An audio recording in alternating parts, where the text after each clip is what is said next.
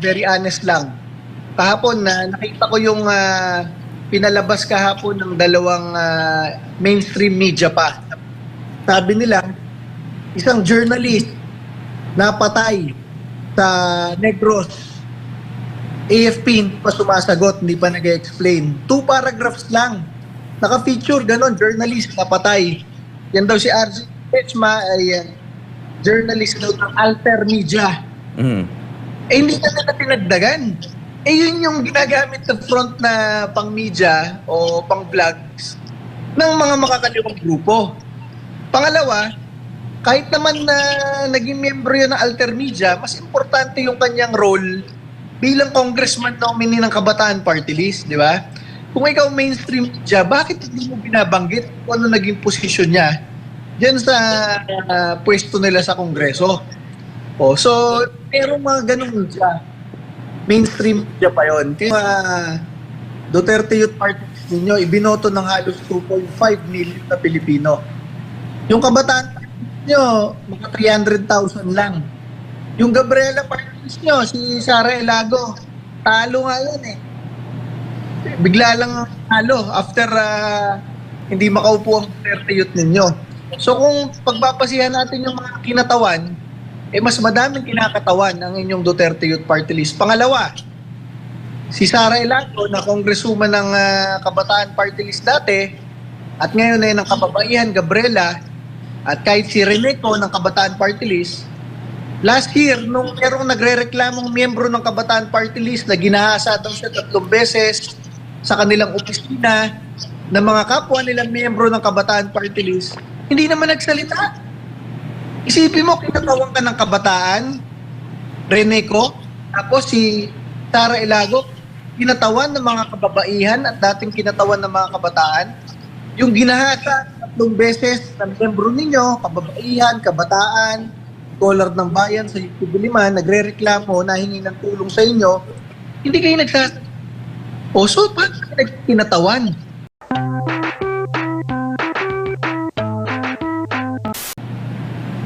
Ang masasabi natin ay binabati natin ang ating mga tropa ng gobyerno sa isang successful na operasyon. Alam nyo, ang mga tropa ng gobyerno ngayon, maayos yung kanilang engagement. Kapag sugatan, pag sumuko, binubuhat pa nila yan. Galing bundok, papuntang kampo, papuntang ospital. At kapag sumuko, talagang ginagawan pa ng paraan, psychological support and everything.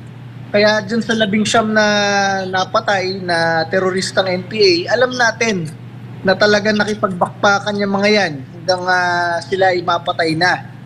Kaya dyan sa sinasabi ng mga makakaliwang grupo ngayon, na yan 19 na yan ay hindi teroristang NPA, napaka-imposible. Dahil kung sumuko yung mga yan, buhay pa yung mga yan. Correct, Chairman. Ano naman po masasabi niyo dito? Dahil nakita po natin sa social media na may mga iba pang mga celebrity. Yung ilan na politicians din na ipinaglalaban, bakit daw walang nasawi sa panig ng mga militar? Bakit sa kalaban ay halos ubusin na nila kung saan meron pang 5 na huli? Ano po masasabi nyo sa ganitong uri ng engagement na isinagawa ng ating mga kasundaluhan? Yung masasabi natin dyan, yung mga isinasabak nyong teroristang NPA ngayon, puro kabataan at puro ill-trained. Baka hindi sanay sa labanan. Yung mga sundalo natin, mga pulis natin, mga tropa ng gobyerno natin, syempre nag-training sa warfare yung mga yan. Iba nag-aaral ng PMA, nag-aaral ng Officer Candidate School, nag-training sa mga kampo. Tapos dito naman yung itsura ng mga isinabak ng teroristang NPA ngayon. Estudyante sa UP, student leaders, and mga galing sa kanayunan lamang na batang-bata pa. Kaya nga sinasabi natin, huwag i-recruit yung mga kabataan natin. Nasasayang yung potensyal at buhay, hindi para sa bansa, kundi para lang sa organisasyon nilang terorista. Yes, Chairman, nakikita po natin yung, di ba meron po tayong mga reportings na pababa na po o paubos na ang ating New People's Army o yung New People's Army Yun po yung reporting sa atin. Pero sa nakikita po natin dito, ay sunod-sunod po ang mga engagement natin, sunod-sunod po yung mga huli. Tapos, ngayon, nakita na naman namin na marami mga estudyante na naman, mga bagong saltari mga estudyante, ang mga tinamaan ng sagupaan. Ano po masasabi nyo dito, attorney? Dumadami po ba o kumukonti? Ano po masasabi nyo sa report na natatanggap po natin mula sa ating government? Yan, very familiar po tayo dyan. Nung panahon po kasi ni Pangulong Rodrigo Duterte, nagsimula siya na mayroong 89 guerrilla fronts ang NPA. Napakarami, may batalyon pa, may balangay, maraming pulutong. Kaya lang nagkaroon siya ng NTF-ELCA, tinutukan niya itong mga New People's Army, at tayo naman na-assign sa National Youth Commission ng halos 6 na taon. Kaya tinutukan natin yung leftist youth recruitment. Tapos nung pagpalit ng administrasyon, pipito na lang yung guerrilla fronts ng NPA. Isipin nyo, 89. Tapos naging 7 na lang.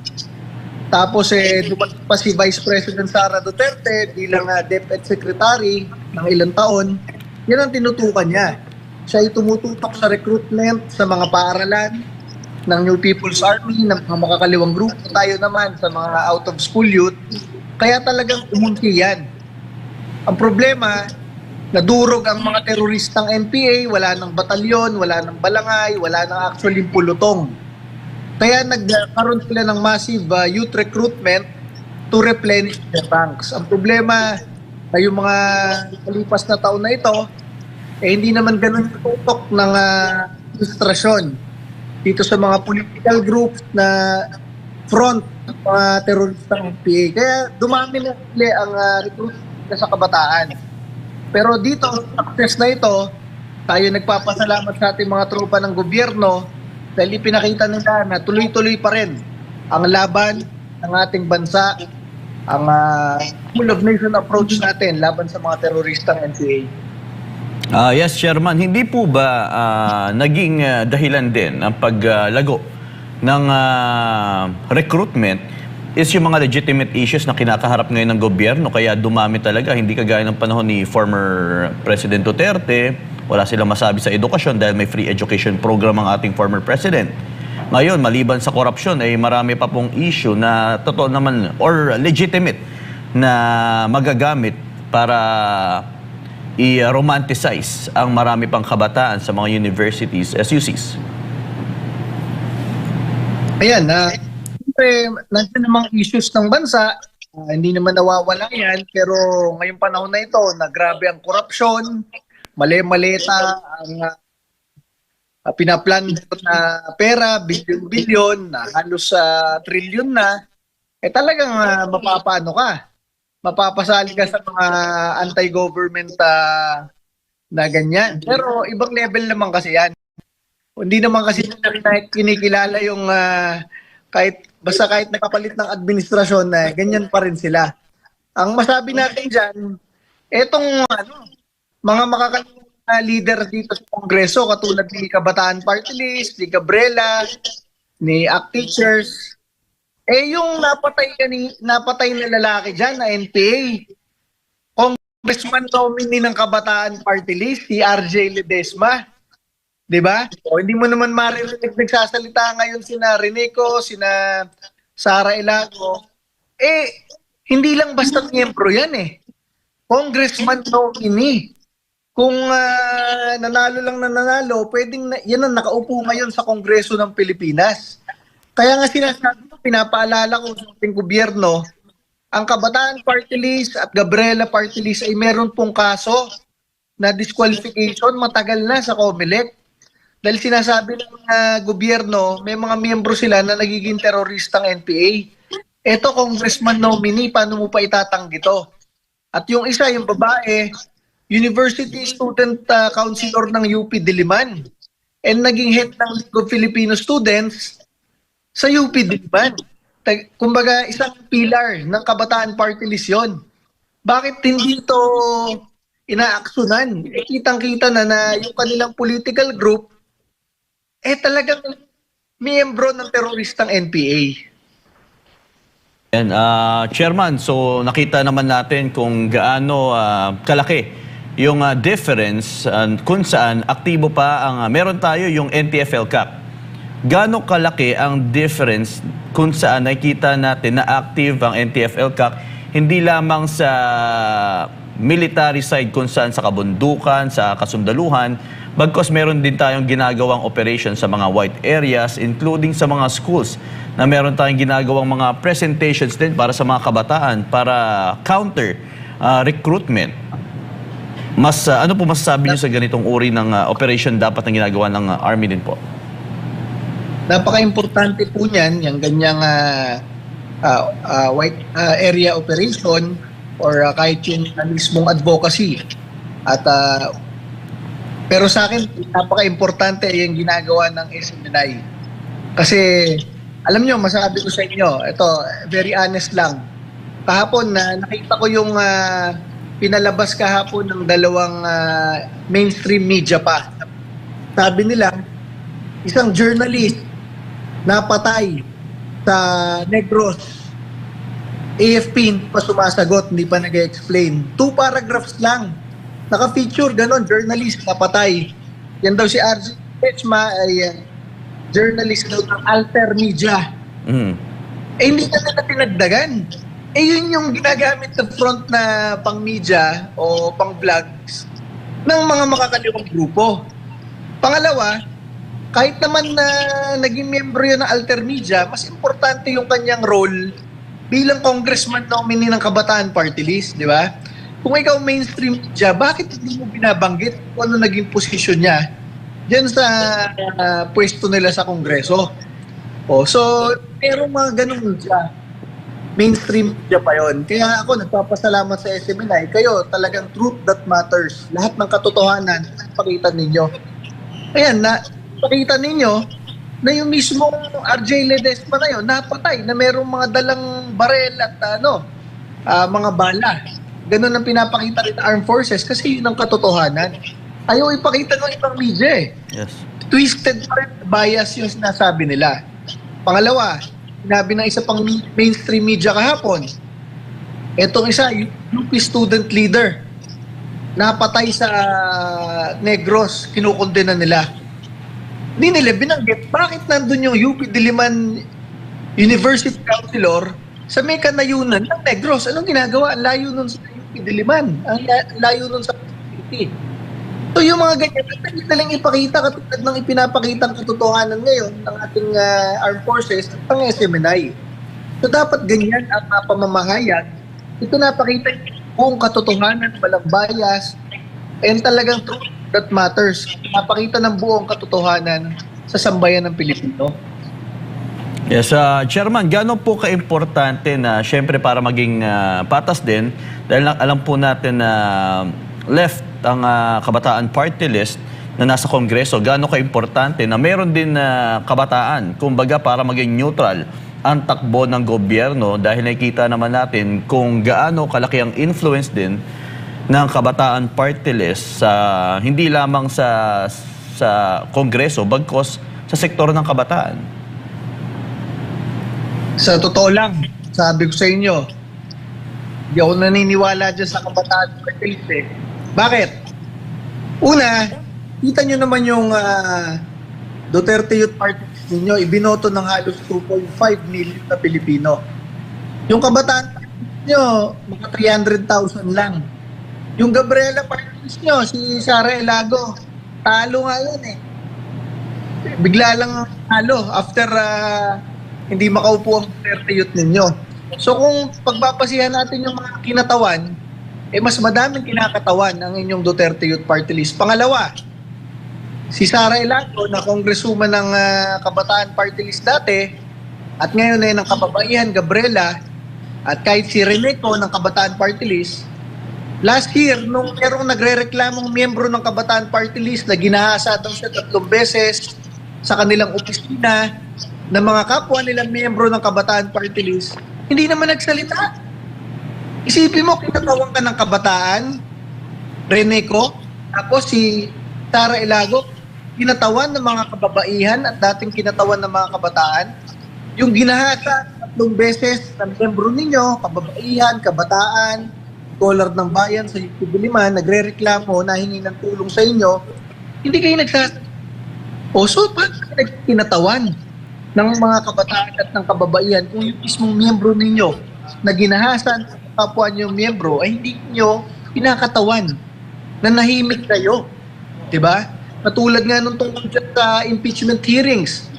Nakita ko to si Congresswoman Sara Ilago, dating kabataan, ngayon Gabriela, nagsasalita tungkol sa SALN. Pag tiningnan mo, yung declared SALN ni Sara Ilago, ni Congresswoman Sara Ilago, 50,000 noong 2016. Maniniwala ba kayo? Oh, so ba't ka nang bubusisi ng SALN? Yung SALN mo, kalokohan. Ang sweldo mo, 200,000 naman. Umaabot ng halos sa 2.4 million kada taon ng iyong totoong net worth. Tapos ang naka-declare mo, 50,000. So yung credibility mo ba bilang isang kabataan leader, wala doon. Huwag ka mambusisi kung sa SALN mo nakalagay 50,000. Sino maniniwala doon? Wala ka man lang cellphone? Congresswoman ka? Wala ka man lang mode of transportation?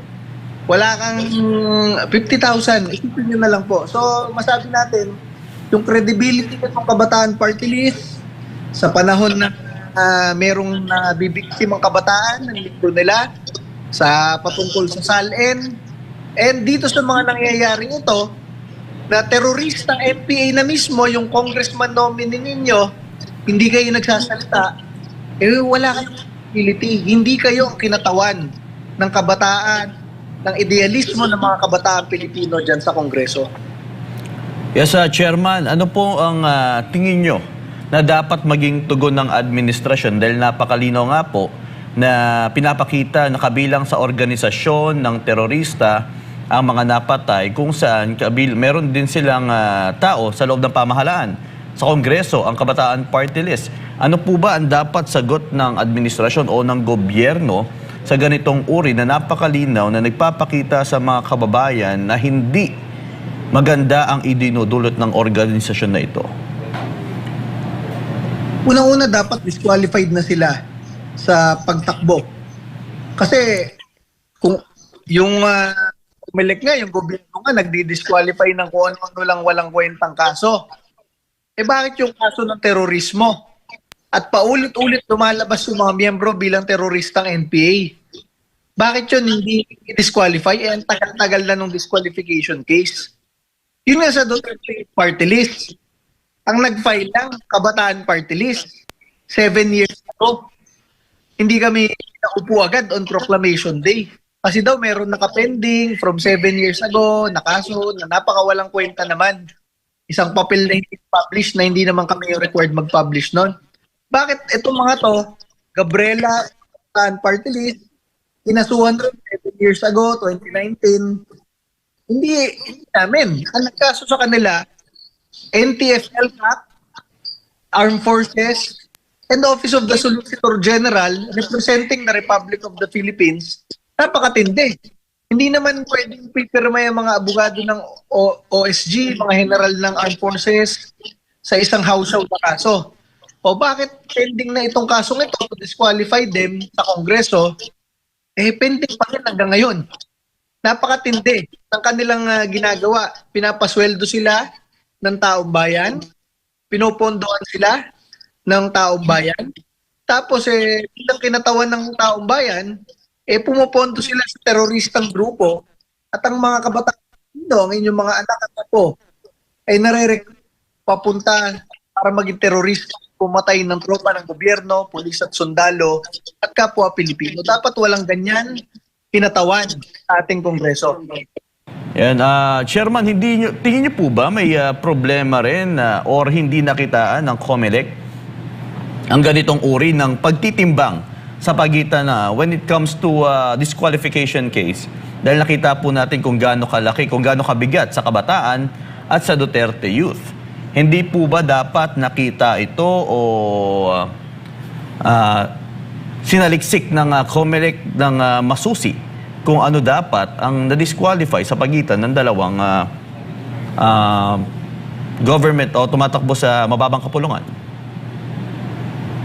Dyan, maintindihan, yung nananalo, eh, hindi pinapaupo. Yung ibang talo, pinapaupo.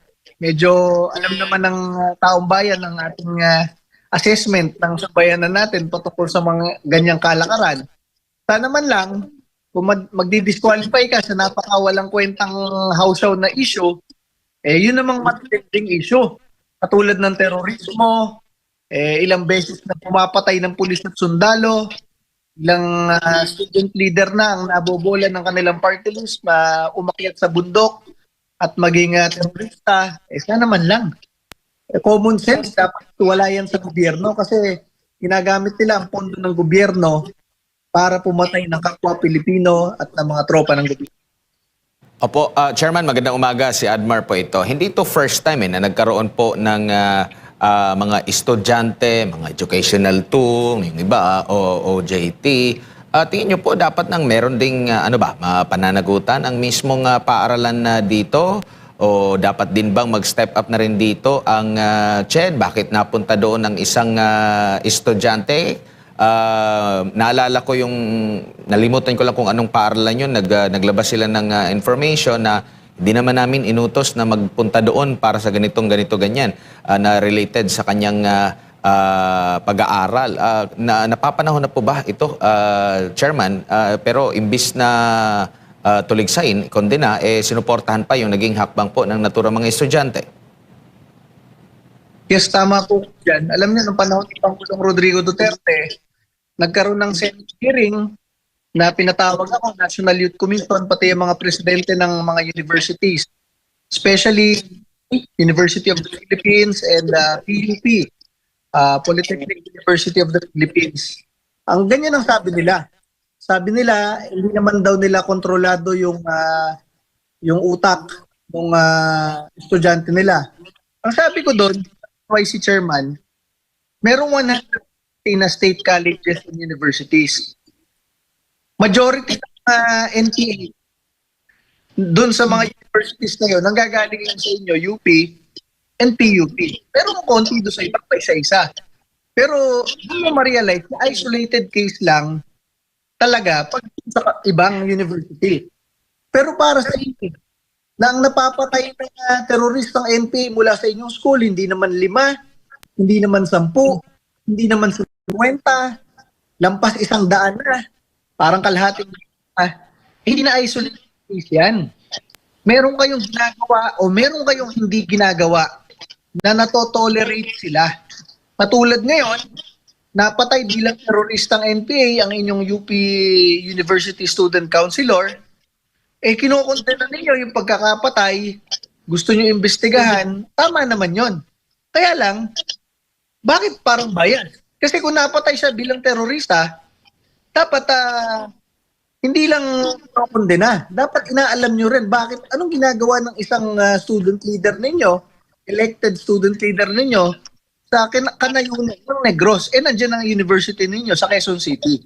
So mga ganyan, dapat yung mga universidad, may pananagutan talaga dyan. Kasi pag napakaraming estudyante nyo na ang napapatay, hindi na isolate yan. Meron kayong hindi ginagawa, tinotolerate ninyo. At yung hindi nyo pagkondena dun sa pagiging membro niya ng teroristang NPA, dyan nagsisimula ang pag-tolerate. Kinokondena niyo ang process dahil napatay estudyante nyo. Hindi nyo naman kinokondena yung estudyante ninyo na napatay ng teroristang NPA. Diyan nagsisimula yung maliit na yan, na maliit na kalokohan na yan. Dapat kasi very objective kayo, kinokondena nyo rin dahil namatay siya bilang teroristang NPA. Opo, balikan ko lang po, huli na lang po, Chairman, no? Balikan ko lang yung nabanggit din kanina na katanungan. Meron kasing post itong si dating congressman din, Teddy Casino. Sabi niya rito sa kanyang Twitter post, 19 rebels dead in a running fight that lasted throughout the day, no survivors, no one captured alive, no surrenders, all of them dead. Meanwhile, not one fatality on the military side, no reported wounded or injured, none. Kumbaga, kailangan ba para sa isang operasyon na merong masugatan at merong mamatay sa panig ng gobyerno, and tingin mo, lehitimo itong katanungan or pagpuna ni Teddy Casino? Diyan pa lang, halata nyo na congressman ka ng bayan muna dati. Tapos ang kine-question mo, bakit namatay yung 19 na teroristang NPA? Bakit walang napatay sa tropa ng gobyerno? Anong klase kang naging opisyal ng gobyerno? Teroristang NPA yung 19. Tapos ang mindset mo, questionin bakit wala man lang napatay dun sa tropa ng gobyerno. Masabi ko sa inyo, mapapainom na naman ako losartan, mapapamura ako Bakit yung mga sundalo pulis natin, galing rin karamihan dyan sa hirap, nag-training para protektahan ang ating mga probinsya, ang ating mga bayan, ang ating kapwa Pilipino. Bakit ikokondena mo pa? Sasabihin mo, parang may something, ba't walang namatay dun sa tropa ng gobyerno? Bakit itong mga teroristang NPA lang ang napatay? Itang ina, sorry. Mabibwisit ka Anong klase kang dating opisyal ng gobyerno, bakit ka nagke-question ng ganon? And kung dati kang opisyal ng gobyerno, 7 na taong kang congressman ng bayan muna, bakit sasabihin nyo, hindi kayo NPA? Bakit itong 19 na NPA, kinakampihan mo? Kitang-kita yung papatay sa kanila na meron silang mga armas, meron silang mga bala. Hindi ka ba, parang alam ko naman, matalino yan. Nag-aaral rin sa yan. Kita naman niya yung litrato, napatay na meron mga armas. And personally, alam naman niya yung circumstances na mga miyembro nila yan sa Makabayan Black Dem. Kitang-kita naman. Bakit mo tatanungin sa taong bayan ngayon, bakit walang napatay sa hanay ng tropa ng gobyerno at naubos yung 19 na teroristang NPA na yan? Diyan pa lang kita nyo na meron silang bias, meron talaga silang affiliation dito sa mga napatay na ito. Pangalawa, masabi ko sa inyo, minsan sa mga operasyon, kunyari may namatay na 3, tapos merong nabuhay na 2, ibinababa pa ng armed forces mula sa bundok yon, buhat-buhat pa kasi may sugat. Ito ang dami nila. 19. Ang style nito mga to, nakipaglaban to hanggang, kasi marami sila Ngayon nga lang ako nakakita ng marami. Ibig sabihin parang talaga to, medyo kampo talaga ng NPA ito na talaga outward na sila. Nakikipagbata. Kung walang sumuko? Anong magagawa dito sa pagkakataon na ito? Mas well-trained yung ating tropa ng gobyerno kaysa dito sa mga teroristang NPA na ang dami nyo na-recruit na kabataan. Ayan, napatay tuloy. Dapat kayo sisihin dyan. Dinala ninyo ang mga kabataan Pilipino na mayroong potensyal na maging pag-asa ng bayan. Ayan, naging terorista ng bayan. Bayan muna. So yan ang nangyari sa kanila. Dapat kayo, hindi kayo nagsasalita ngayon Dapat kayo ay ipinapatawag. Bakit ang inyong mga grupo, ang inyong mga party list, ang inyong koalisyon ay sumusuporta sa ganyang recruitment, sa ganyang pagdadala ng kabataang Pilipino sa bundok at ayan, namatay na. Hindi na sila naging pag-asa ng kanilang pamilya. Sila ay naging terorista pa, napatay ng walang kakwenta-kwenta. Dahil yan sa inyong recruitment, dahil yan sa inyong panggugoyo, dahil yan sa inyong pagpupumilit ng ating mga student leaders ay maging miyembro ninyo at maging miyembro ng teroristang NPA. Sa ating mga kabataang Pilipino, napakadaming problema ng ating bansa. Kailangan maging pag-asa ng ating bansa. Hindi paggawa ng mga terrorism at kriminal katulad ng pag-bear ng arms laban sa ating mga pulis, sundalo at tropa ng gobyerno. O hindi, dapat tumulong kayo sa inyong mga magulang, tumulong kayo sa inyong komunidad, tumulong kayo sa gobyerno kung paano mas mapapabuti ang bansang ito. Hindi kayo nakakatulong yung mga ganyang situation. Nakakapatay kayo ng kapwa ninyo Pilipino, nakakapatay kayo ng tropa ng gobyerno, at kayo ay nagdudulot ng kaguluhan sa mga kanayunan. Kung gusto nyo yung pag-asa ng bansa, gusto nyo paglingkuran ang sambayan ng Pilipino ay mas gusto na peaceful ang bansang ito at walang teroristang NPA. Kung sinasabi niyo sa placard niyo, serve the people, paglingkuran ng sambayanan, ang gusto ng mayorya ng sambayan ng Pilipino ay walang teroristang NPA. Sana yan ang tumatak sa inyo at sana pagtulungan ninyo pagandahin ang bansang ito.